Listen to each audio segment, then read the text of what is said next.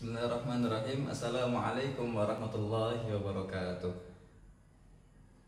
Alhamdulillahi hamdan katsiran tayyiban mubarakan fih kama yuhibbu rabbuna wa yarda. Asyhadu an la ilaha illallah wahdahu la syarika lah wa asyhadu anna Muhammadan abduhu wa rasuluh la nabiyya wa la rasula ba'dah. Allahumma salli ala Muhammad wa ala ali Muhammad. Rabbi syrah li sadri wa yassir li amri wahlul 'uqdatam min lisani yafqahu qawli.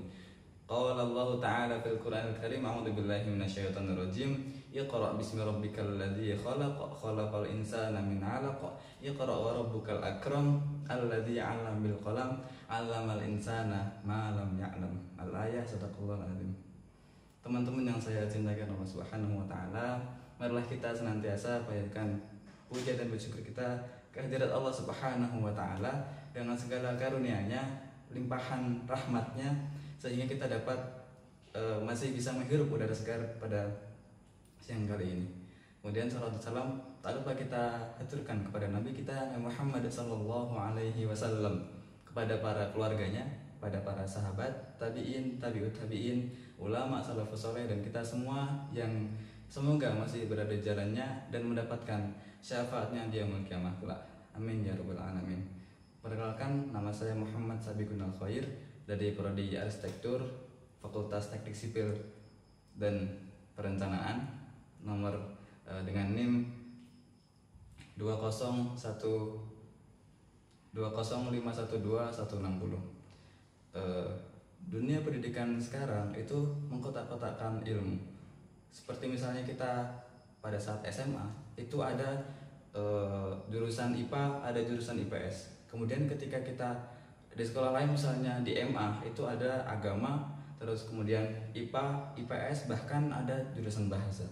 Kemudian ketika kita kuliah, itu juga justru malah lebih banyak kotak-kotakan ilmu yang diberikan. Misalnya di universitas kita itu ada misalnya Fakultas Teknik Sipil dan Perencanaan, itu ada 3 prodi bahkan, arsitektur, kemudian teknik sipil, dan teknik lingkungan. Nah, kemudian kenapa Pak dikotak-kotakan dan apa pengaruhnya pada kita? Jadi sangat berpengaruh karena seakan-akan ilmu dunia itu tidak ada pengaruhnya, tidak ada sangkut pautnya dengan ilmu akhirat.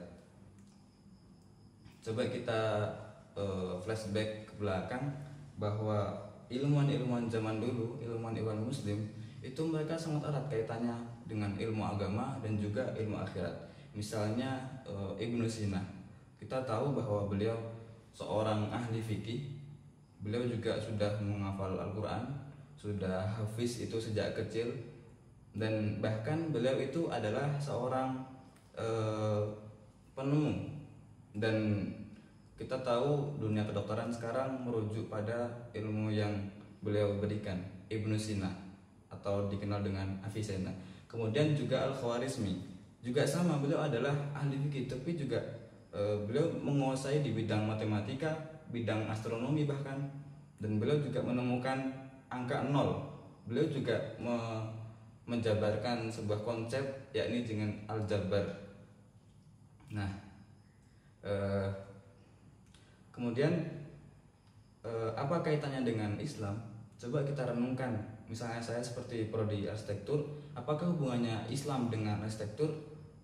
Apakah ada hubungannya? Jawabannya adalah ada. Coba kita flashback kembali.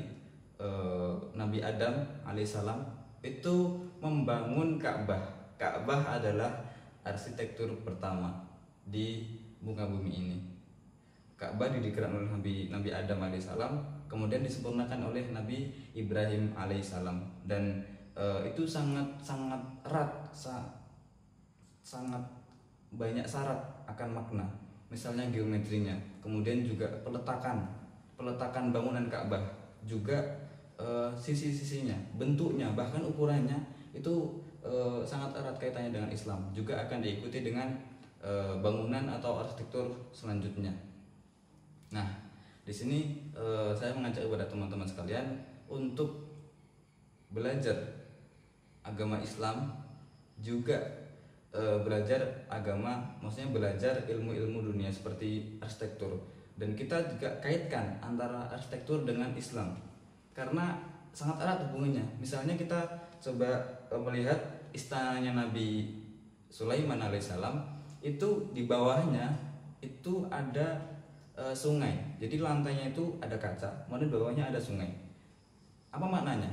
Jadi dalam Quran disebutkan bahwa kalau kita itu di surga itu ada di bawahnya itu mengalir sungai-sungai.